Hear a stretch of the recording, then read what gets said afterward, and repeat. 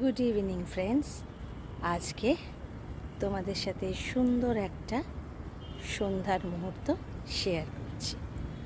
ওই কাজের ফাঁকে একটু এসছি 10 মিনিট ওয়াক করবো বলে, তাই ভাবলাম যে সেই আমার প্রাণের প্রকৃতির কাছে, তাই তোমাদের সাথে শেয়ার করলাম।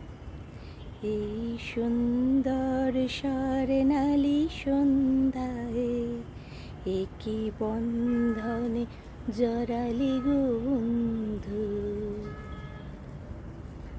তোমরাও আমাকে যে বন্ধনে জড়িয়েছ, সত্যি এক এক সময় মনে হয় যে এই যে ফেসবুক, এই যে ইউটিউব, এর দৌলতে একজন মানুষের ভিডিওটা সারা পৃথিবীতে হাজার হাজার মানুষ দেখছে।